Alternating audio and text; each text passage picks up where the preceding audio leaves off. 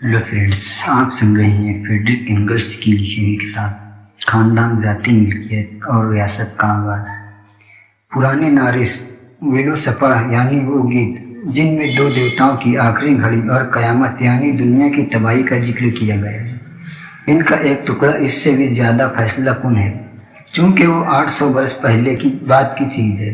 इस हिस्से में जिसे गैरदारों औरतों का कसब कहा गया है और जिसमें जैसा कि बेंग और बिगे ने अब साबित कर दिया है कि ईसाइयत से अनासिर भी मिले हुए हैं, बताया गया कि क़यामत से पहले आम फसक व फजूल और बुराई और बदअखलाक़ी का एक ज़माना आएगा। इस ज़माने का हाल बयान करते हुए एक जगह कहा गया है, भाई भाई एक दूसरे से जंग करेंगे और एक दूसरे के खून बहाएंगे, और बहनों की औलाद खून की कराबतदारी के ताल्लुक़ को तोड़ देगी। माँ की बहन के बेटे के लिए सिस्टरगन का लफ्ज़ इस्तेमाल किया गया और शायर की नज़र में खून के ऐसे रिश्ते को मुंतक़े करना भाइयों के आपस के खून खराबे की इंतहा है। ये इंतहा सिस्टरेजर लफ्ज़ पर पहुँच कर आती है, जिसमें माँ की तरफ के खून के रिश्ते पर जोर दिया गया है। अगर इस जगह पर लफ्ज़ सिस्किनिया ब्रॉन यानी भाई और बहन की औलाद या सिस्किनिया सैनर यानी भाइयों और बहनों के बेटे इस्तेमाल किया जाता था तो पहले के मुकाबले में दूसरे सत्र चढ़ते हुए सरों में नहीं होती, बल्कि इसका सर बहुत धीमा हो जाता है। चुनांचा वाइकिंग के ज़माने में भी जबकि वेस्पा गीत बनाया गया था, स्कैंडिनेविया में मादरी हक की याद मिटी नहीं थी, लेकिन टेस्टिटस के ज़माने में कम से कम इन जर्मनों में जिनसे वो ज़्यादा वाकिफ था, मादरी हक की जगह पदरी हक कायम हो चुका था। यानी बाप के हकदार इसके बच्चे होते थे और बच्चों के ना होने पर भाई और चाचा और मामू होते थे। मामू को वारिस बनाना भी मज़कूरा वाला रस्म व रिवाज का ही नतीजा है, और इससे साबित होता है कि इस वक्त तक जर्मनों में पदरी हक को कायम हुए बहुत दिन नहीं हुए थे। अहद वस्ता के अवाखिर तक भी हमें मादरी हक के आसार मिलते हैं। इस दौर में खासकर ज़रई गुलाम में किसी के बाप का पता लगाना काफ़ी मुश्किल काम था, और इसके लिए कोई जागीरदार किसी भागे हुए ज़रई गुलाम को शहर से वापस बुलवाने का मुतालबा करता था। तो मिसाल के तौर पर एक्सबर्ग, बेसल और केज़रस्लाइत्रन जैसे शहरों में इनके लिए ज़रूरी होता था कि वो ज़रई गुलाम की महज माँ की तरफ के 6 सबसे करीबी खून के रिश्तेदारों की हल्फिया गवाही से ये साबित करे कि वो इसका ज़रई गुलाम था। मादरी हक की एक और निशानी थी जो कि इस वक्त तक मिटने लगी थी, और जो रूम के बासिंदों के नुक्ते नज़र से समझ में ना आने वाली बात थी। वो ये कि जर्मन लोग औरतों की बड़ी इज्जत करते थे। जर्मनों में से अगर किसी वादे को पूरा कराना होता था तो इसका सबसे अच्छा तरीका ये समझा जाता था कि शरीफ खानदान की लड़कियों को जमानत के तौर पर रख लिया जाए। जंग के वक्त इनकी हिम्मत और किस चीज़ से इस कद्र जोश में नहीं आती थी जितने इस खौफनाक ख्याल से कि अगर उन्हें शिकस्त हुई तो दुश्मन इनकी बहू बेटियों को पकड़ कर ले जाएंगे और अपनी बांदियाँ बना लेंगे। जर्मन लोग औरत को मुकद्दस मानते थे और समझते थे कि इसमें मुस्तकबिल को देख लेने की ताकत मौजूद है। चुनांचा वो सबसे अहम मामलों में औरतों की सलाह पर अमल करते थे। लेपे नदी के किनारे रहने वाली ब्रोकेट्रियन पुजारन विलिडा बटोविया की इस पूरी बगावत की रूह रवा थी, जिसकी बदौलत जर्मनों और बेल्जियनों ने स्वीलेस की रहनुमाई में गोल इलाके में रूमी हुकूमत की बुनियाद हिला डाली थी। मालूम होता है कि घर के अंदर औरतों की मुतक्कुल अनान हुकूमत थी। टेसिटस कहता है कि औरतों को बूढ़ियों और बच्चों के साथ सारा काम करना पड़ता था, क्योंकि मर्द शिकार करने जाते थे, शराब पीते थे और आवारा गर्दी करते थे, लेकिन वो ये नहीं बताते थे खेत कौन जोतता था। और चूंकि इसने साफ साफ कहा है कि गुलामों को सिर्फ खराज अदा करना पड़ता था और इनसे ज़बरदस्ती कोई काम नहीं लिया जाता था, इसलिए मालूम होता है कि खेती के थोड़ा बहुत जो काम होता था इसे बालिग मर्दों की बड़ी तादाद ही करती थी। जैसे कि ऊपर कहा जा चुका है, शादी की शक्ल जोड़ा मियाँ की थी जो रफ्ता रफ्ता एक मौजूदगी में बदलती जा रही थी। अभी सख्ती के साथ एक मौजूदगी पर अमल नहीं होता था, क्योंकि सरफा के लिए कई बीवियों की इजाज़त थी। बहैसियत मजमूकेट लोगों के बरखिलाफ जर्मन लोग लड़कियों की पाक दामनी पर जोर देते थे। टेसिटस इस बात के बड़े जोश के साथ जिक्र करता है कि जर्मनों में शादी का रिश्ता टूट समझा जाता था, وہ بتاتا ہے کہ طلاق کی اجازت صرف اس صورت میں ملتی تھی جب عورت نے کسی مرد کے ساتھ ہم بستری کی ہو، لیکن ٹیسیٹس کی رپورٹ میں کئی خامیاں ہیں، اور اس کے علاوہ یہ بات بھی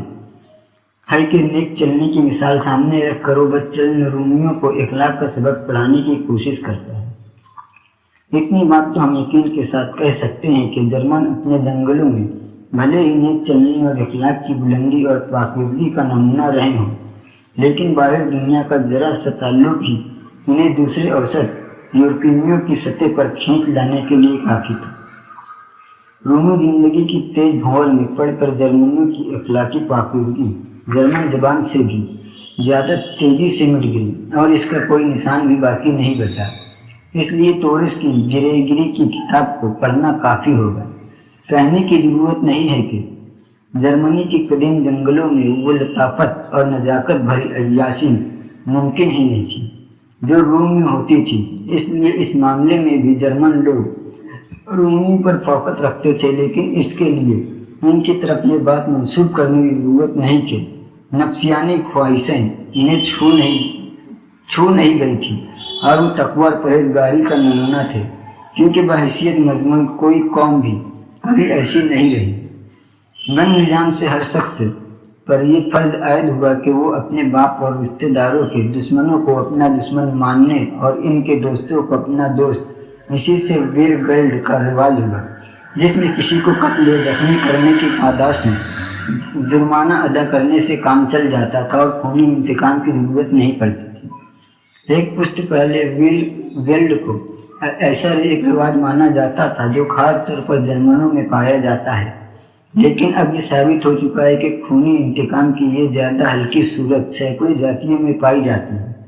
اور وہ گن نظام سے پیدا ہوئی ہے۔ مثال کے لیے مہمان نوازی کی طرح یہ رواج بھی امریکہ کے انڈینوں میں پایا جاتا ہے۔ جرمنیوں میں مہمان نوازی کا جو حال ٹیسیٹس نے بیان کیا ہے وہ چھوٹی موٹی باتوں میں بھی تقریباً وہی ہے جو مورگن نے اپنے امریکی انڈینوں کے بارے میں بیان کیا ہے۔ ایک زمانے میں اس بات پر بڑی گرم بحث چھڑی ہوئی تھی کہ جو کبھی ختم ہونے کا نام ہی نہ لیتی تھی کہ ٹیسیٹس کے وقت تک جرمنوں نے کھیتی کی زمین کا آخری طور پر بٹوارا کر ڈالا تھا یا نہیں، اور اس سوال سے متعلق ٹیسیٹس نے جو کچھ لکھا ہے اس کا کیا مطلب لگایا جائے، اب یہ بحث پرانی ہو چکی ہے۔ اب یہ ثابت ہو گیا ہے کہ تقریباً سبھی قوموں میں شروع میں پورا گن اور بعد میں قدیم کمیونسٹی خاندان برادریاں مل کر کھیتی کرتی تھی، اور سیزر نے اس وقت تک سویوں لوگوں میں یہ رواج پایا تھا۔ بعد میں زمین تقسیم کرنے کا رواج ہوا اور تھوڑے تھوڑے دنوں میں الگ الگ خاندانوں میں زمین کو نئے سرے سے بانٹ دیا جاتا تھا۔ جرمنی کے کچھ حصوں میں تو کھیتی کی زمین کو ایک مقررہ میعاد کے بعد پھر سے بانٹ دینے کی یہ رواج آج تک پایا جاتا ہے۔ یہ سب ثابت ہو جانے کے بعد اب اس بحث میں اور سر کھپانے کی ضرورت نہیں رہتی۔ سیزر کے زمانے سے ٹیسیٹس کے زمانے تک کے 150 برس کے عرصہ میں اگر جرمن لوگوں اجتماعی کھیتی سے، سیزر نے صاف لفظوں میں کہا ہے کہ سویوں لوگوں میں زمین کا بٹوارا یا انفرادی کھیتی نہیں ہوتی تھی، آگے بڑھ کر ہر سال زمین کو پھر سے بانٹنے اور انفرادی طور سے کھیتی کرنے لگے تھے، تو ماننا پڑے گا کہ انہوں نے کافی ترقی کی تھی اتنے کم عرصے میں، اور بغیر کسی بیرونی مداخلت کے اس حالت سے آگے بڑھ کر زمین کی مکمل طور پر نجی ملکیت کی منزل پر پہنچ جانا بالکل ناممکن تھا۔ لہذا میں ٹیسیٹس کے لفظوں کا صرف یہی مطلب لگاتا ہوں جو اس نے لکھا ہے، جرمن لوگ ہر سال کھیتی کی زمین کو بدل دیتے تھے یا پھر اسے بانٹ لیتے تھے، اور ایسا کرنے کے دوران میں کافی اجتماعی زمین بچ جاتی ہے۔ کھیتی اور زمین کی ملکیت کی یہ حالت جرمنوں کے اس زمانے کی گرم دستور سے بالکل میل کھاتی ہے۔ مذکورہ والا پیراگراف کو میں نے بغیر کسی تبدیلی کے اسی طرح چھوڑ دیا ہے جس طرح وہ اس کتاب کے پرانے ایڈیشنوں میں چھپا ہے، لیکن اس دوران میں سوال کا ایک اور پہلو سامنے آ گیا ہے۔ کولیفسکی نے یہ ثابت کر دیا ہے کہ پدری اقتدار والی گھریلو برادری، مادری حق والی کمیونسٹی خاندان اور موجودہ زمانے کی الگ الگ رہنے والی خاندان کو ملانے والی ایک درمیانی کڑی تھی، اور اس حیثیت سے اگر یہ ہر جگہ نہیں پائی جاتی تو بھی اس کا بہت وسیع رواج تھا۔ جب سے یہ ثابت ہوا ہے تب سے بحث اس بات پر نہیں رہی کہ زمین سب کی مشترکہ ملکیت تھی یا نہیں، جس پر ماور اور